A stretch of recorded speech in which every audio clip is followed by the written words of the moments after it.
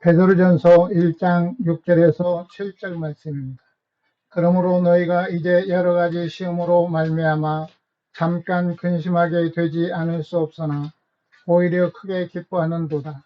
너희 믿음의 확실함은 불로 연단하여도 없어질 금보다 더 귀하여 예수 그리스도께서 나타나실 때에 칭찬과 영광과 존귀를 얻게 할 것이니라.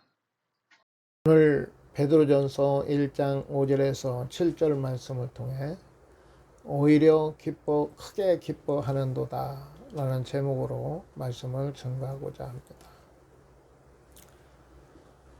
베드로전서를 기록할 당시에 여러 가지로 외부에서 오는 시련이 성도들에게 있었습니다. 참으로 어려운 그런 환경들이 그들에게 주어진 것이죠. 그런데 베드로전서에서 베드로는 이렇게 시련에 직면한 성도들에게 격려하기 위한 목적으로 오늘 말씀을 주셨습니다. 그래서 본문 말씀을 격려의 서신이다 이렇게 말을 합니다. 그 당시나 오늘날이나 어렵고 힘든 가운데 있는 자들에게 격려의 말씀이 되는 것입니다.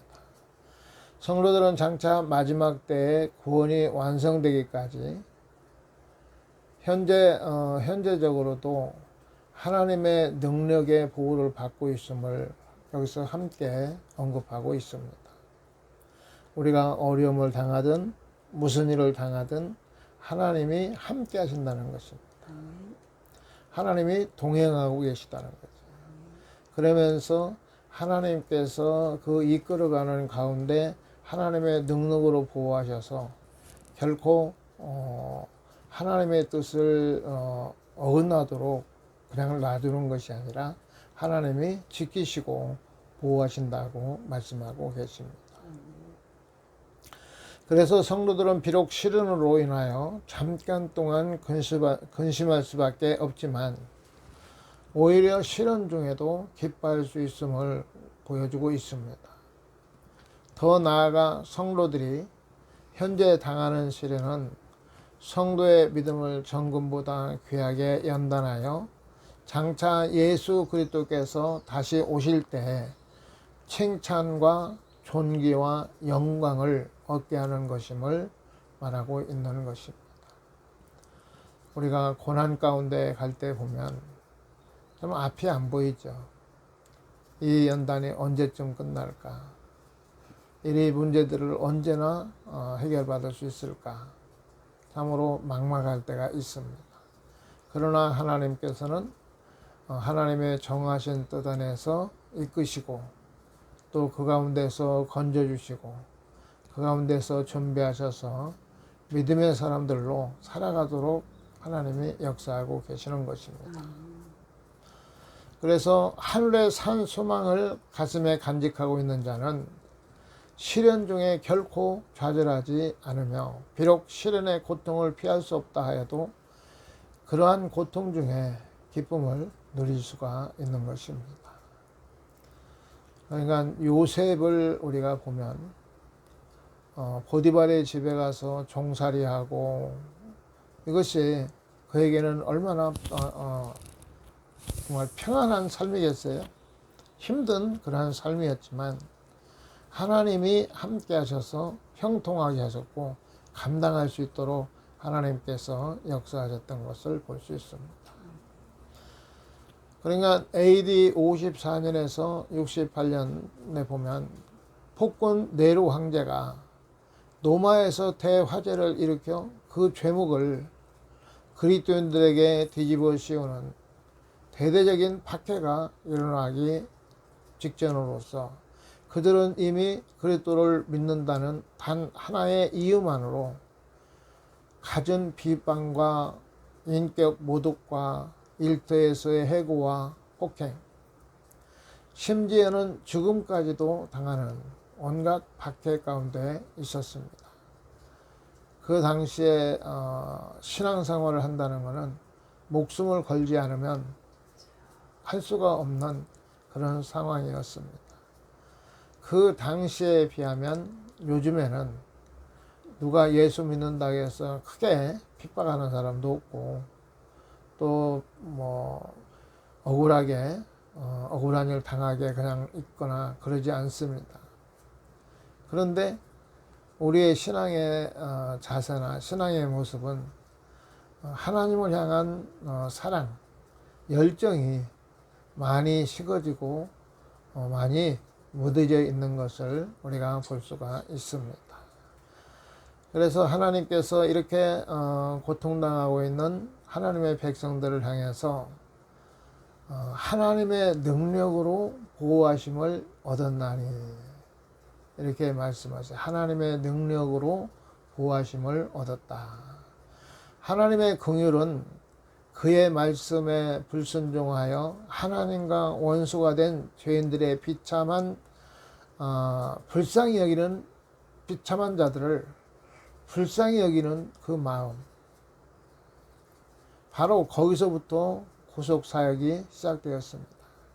그러니까 부족하다고 외면하지 아니하고, 또 그들이 하나님을 떠나서 원수 같은 그렇게 된 죄인들을 향해서 불쌍히 여기는 마음, 긍휼히 여기는 마음, 그들에게 구원의 은총을 베푸시고자 하는 그 마음으로 이 구원이 시작됐다고 말씀하고 계시는 것입니다. 하나님의 긍휼히 여김을 받을 자격이 없는 자들에 대한 주체할 수 없는 사랑으로 예수 그리스도를 십자가에서 죽게 하시고 부활하게 하심으로 원수들을 자기 기업을 상속할 아들로 삼으신 것입니다. 그러니까 우리가 원수 되었을 때에 하나님께서 우리를 사랑하셨다. 그런데 우리가 예수 그리스도를 믿고 의지하고 간다면 하나님의 사랑의 손길이 얼마나 더 크겠는가, 이거를 우리에게 가르치고 있습니다. 그리고 보호하심을 입다라는 단어는 군사용어로서 하나님의 능력으로 보호하실 것을 말씀하고 계십니다. 나의 삶에 하나님이 역사하셔서 보호하신다는 거예요. 하나님의 능력으로 보호해 준다는 거죠. 하나님의 능력으로 보호해 준다 해도 그거를 온전히 믿음으로 받아들이지 못하고 불안해하고 세상에 여러 가지 세상을 바라보며 세상을 의지하는 경우들이 참 많이 있습니다. 우리가 신앙생활 할 때 60년도 70년대 그러면은 병이 걸리거나 또 암이 걸려 있다면 그들이 병원을 물론 의지하지만, 병원을 의지하는 것도 의지하는 거지만 하나님을 찾았습니다. 많은 사람들이 기도를 부탁하고 또 하나님의 치료하시면 나을 수 있다는 그 믿음을 가지고 맡길 수가 있었습니다. 그래서 하나님은 말씀하실 때 내 믿음대로 될지어다 이렇게 말씀하셨는데, 하나님의 능력으로 보호함을 받게 되는 데는 조건이 하나 있습니다. 그 조건은 성도들의 믿음입니다. 베드로가 성도들을 격려하면서 그들에게 단지 하나님의 보호하심 하나만 이야기하는 것이 아니라 성도들이 여러 가지 시험과 고난 가운데서도 온전히 기뻐할 수 있는 것은 성도들을 거듭나게 하신 하나님께서 연단을 통해 정금같이 귀하게 만드신다는 것입니다.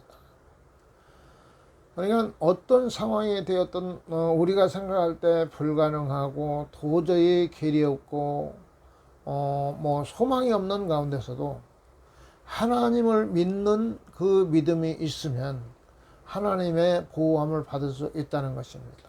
하나님의 도움을 받을 수 있다고 이렇게 말씀하고 계시는 것입니다. 우리가 살아오다 보면 어떤 일을 만나면 참 염려와 걱정이 들어옵니다. 염려 걱정하고 가는데 그렇다고 해서 우리가 뭐 특별히 해결할 방법은 없어요, 우리에게는. 그런데 시간이 지나서 보면 어쨌든 지금까지 지금 오고 있다는 거죠. 또 우리 앞에는 또 많은 염려와 걱정거리가 있습니다.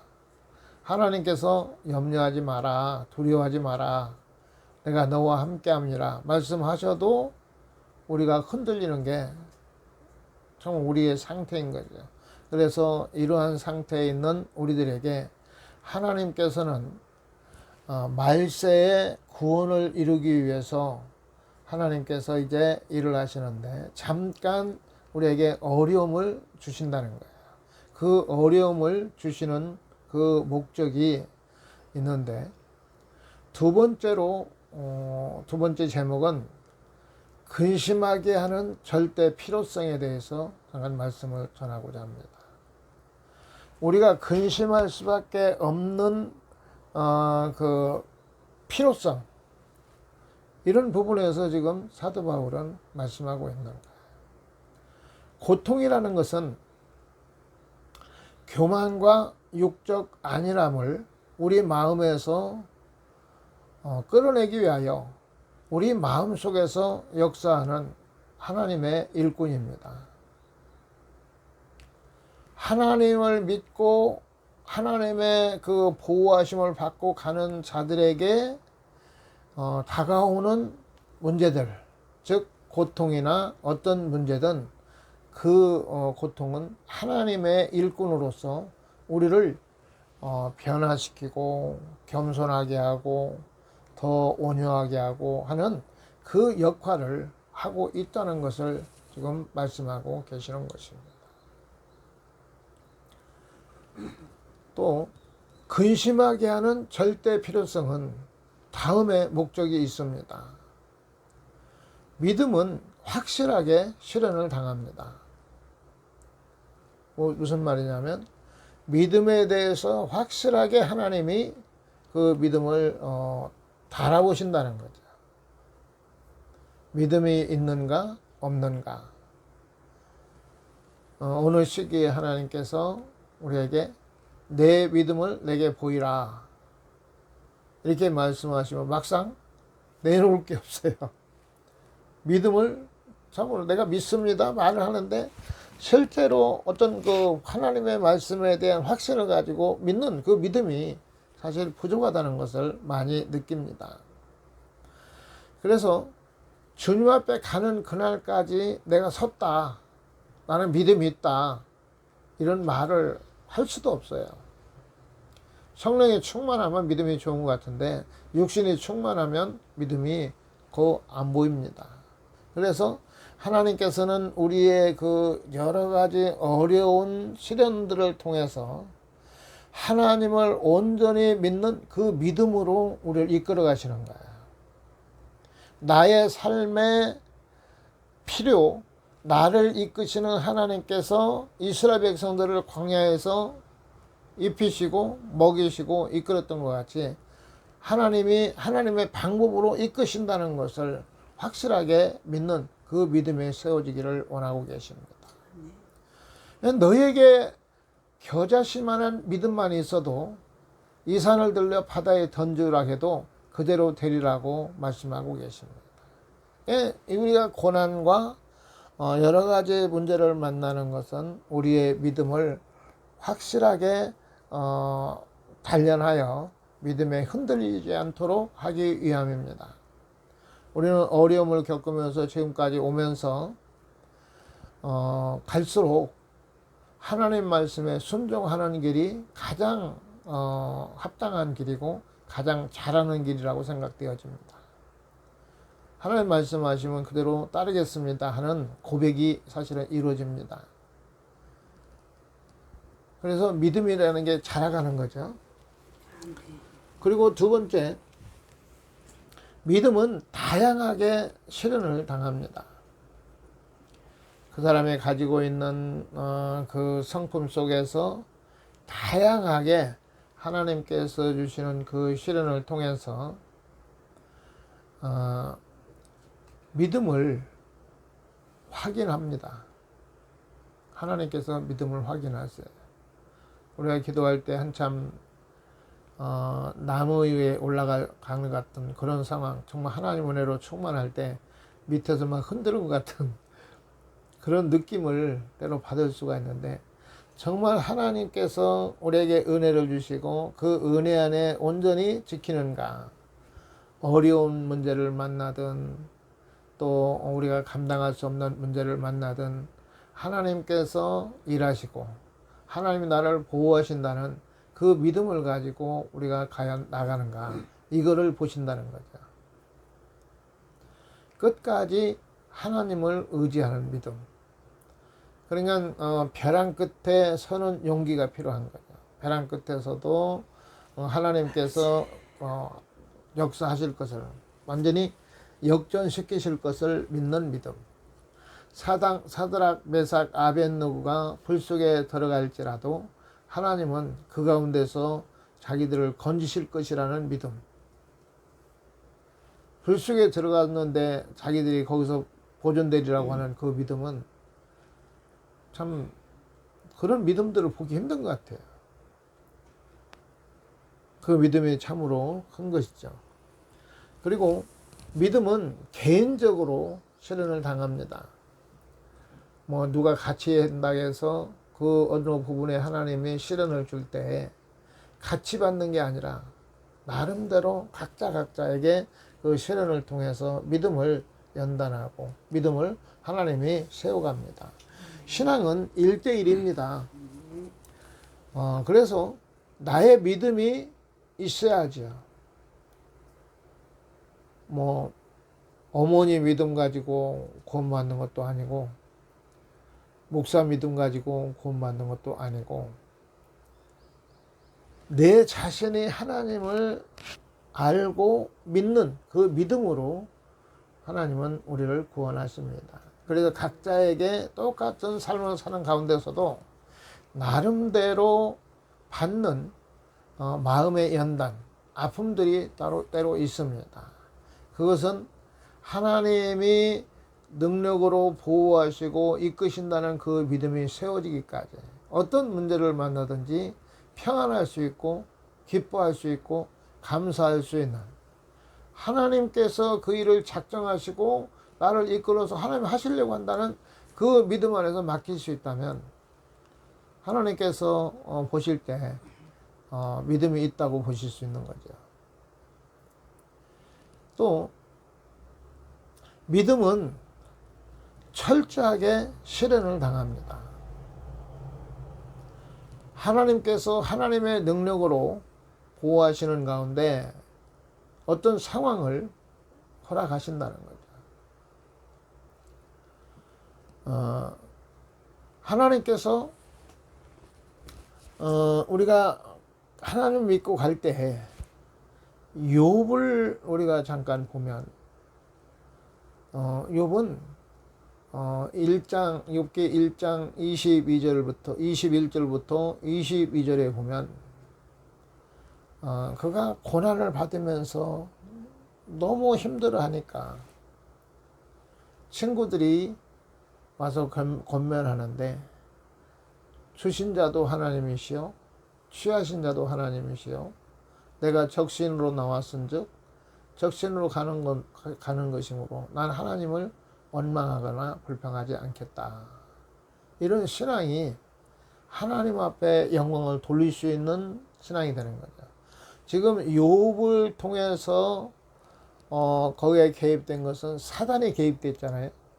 사단이 자기의 뜻대로 욥을 지금 믿음을 달아보고 있는데 하나님이 허락하셨잖아요. 하나님이 허락하신 것은 욥은 분명히 그 신앙, 그 믿음이 사단에게 유혹되지 아니하고 그 믿음을 지킬 수 있으라고 하나님이 아시는 거죠. 인정받는 그 믿음이 되어지는 것이죠. 그래서 우리의 믿음은 우리가 사는 지금 삶에서 하나님도 보고 계시고 천군 천사도 보고 있고 사단도 보고 있습니다. 사단도 지금 우리가 뭐 하고 있는지 어떤 일 하고 있는지 알고 있어요. 보고 있어요. 그래서 우리의 믿음이 사단에게도 천사에게도 하나님 앞에도 인정받을 수 있는 이 믿음으로 준비되고 세워져 가야 되는 것입니다.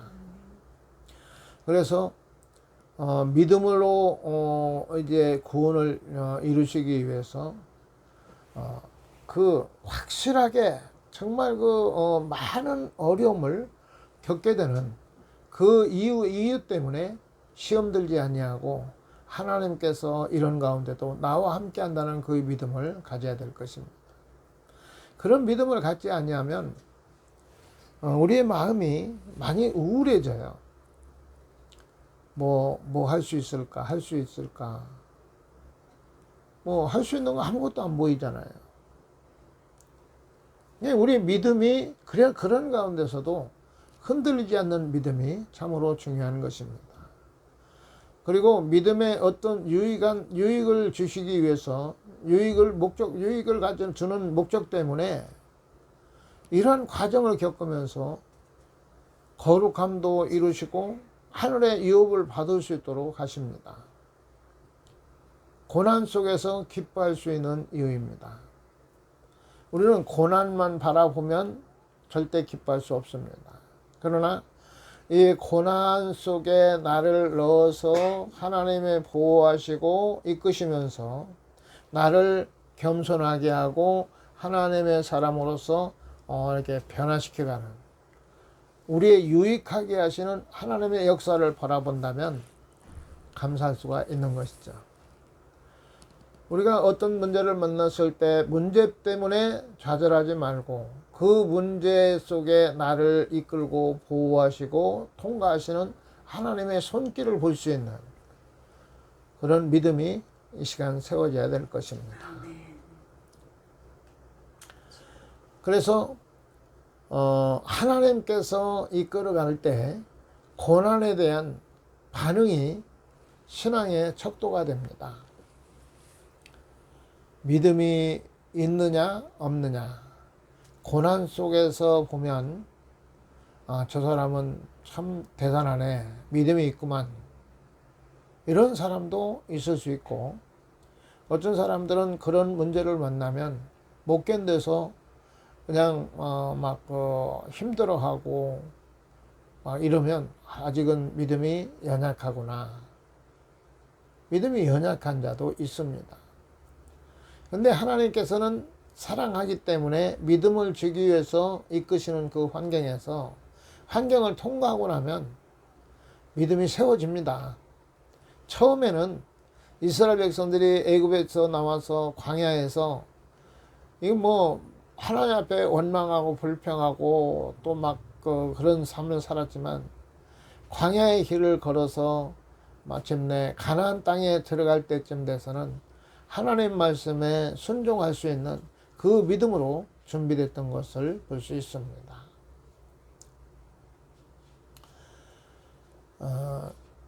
그래서 조금 전에도 얘기했지만 욥은 그러한 가운데 범죄하지 아니하고 하나님을 향하여 원망하지 아니하고 얼마 동안 갖가지 시련을 겪으면서 슬픔을 맛보기도 하고 또 그것 때문에 많이 힘들어 했습니다.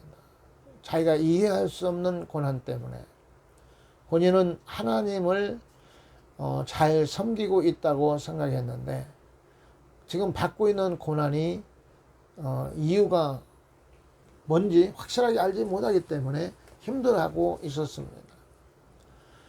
그러나 하나님께서 그를 결국에는 겸손한 자로 만드셨던 것을 볼 수 있습니다. 하나님을 인정하는 자.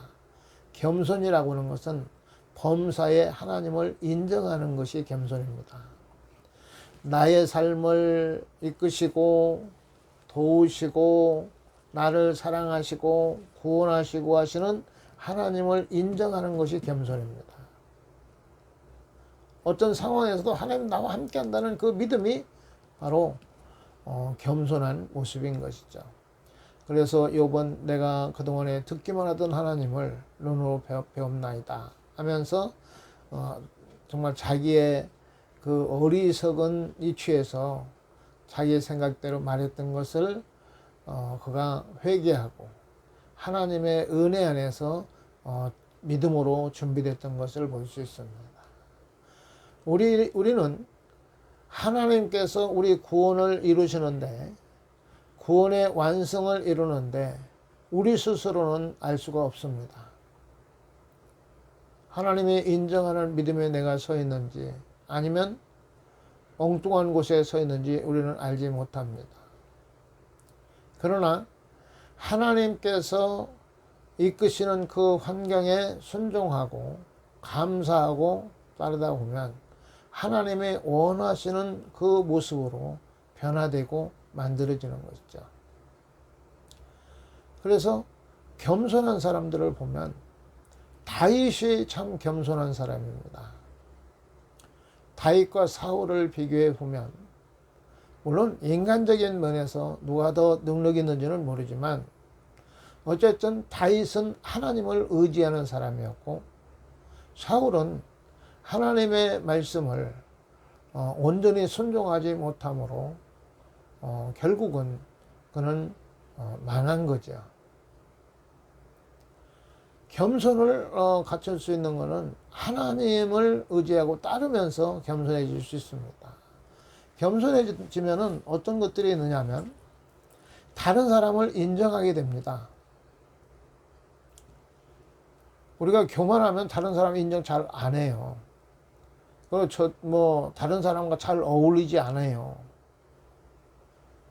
이런 것들은 큰 문제입니다.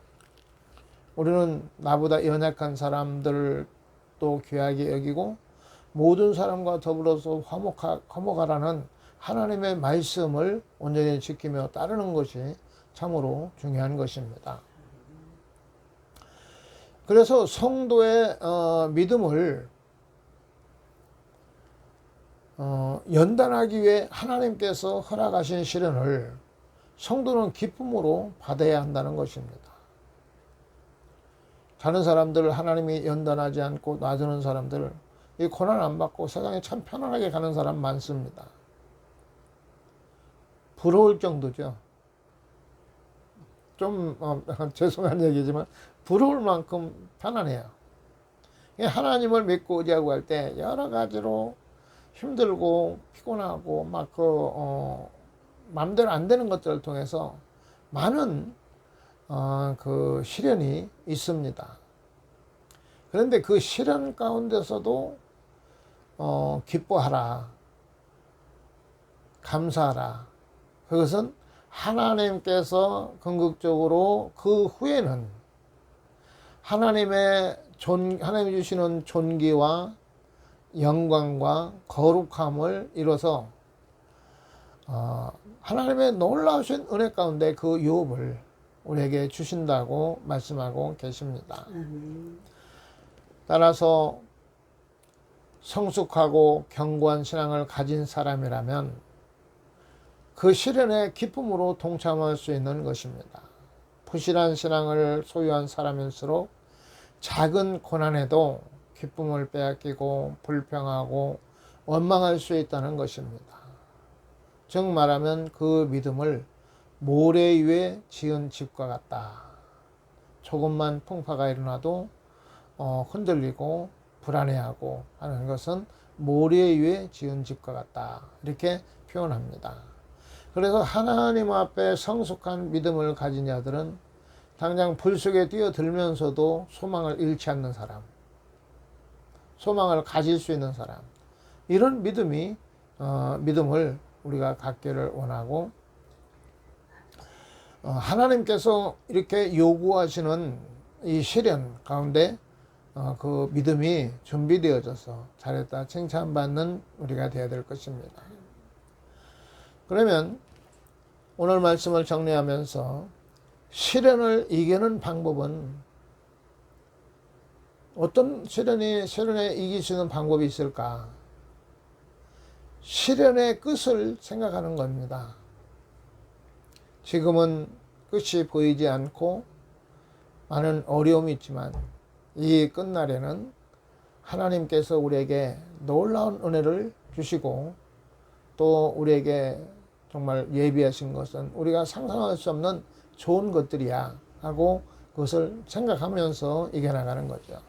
너희 믿음의 시련이 불로 연단하여도 없어질 금보다 더 귀하여 예수 그리스도에 나타나실 때 칭찬과 영광과 존귀를 얻게 하려 함이라.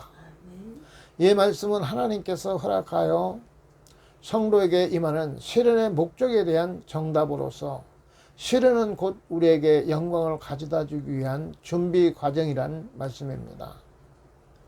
믿음의 과정에서 이 단계에서 무엇을 깨닫기를 원하시는지 찾으면 하나님께서 우리를 사랑하시고 그 과정 한 과정마다 하나님이 은밀하게 우리에게 계획하신 일들이 보여집니다.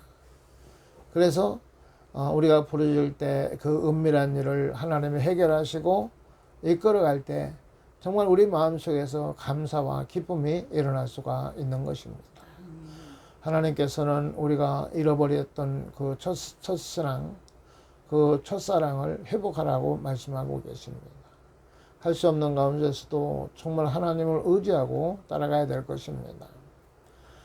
믿음의 과정에서 하나님이 주시는 이 시련의 단계가 무엇을 깨닫기를 원하는지 우리가 알고 또 하나님께서 허락하셔서 우리의 신앙을 자라게 하고 준비시키는 과정임을 알고 도리어 그 환경에서 담대함으로 강함으로 하나님이 내게 은혜 주셔서 내가 이 과정을 밟고 이 과정을 이기고 쓸 수 있도록 역사해 주시옵소서.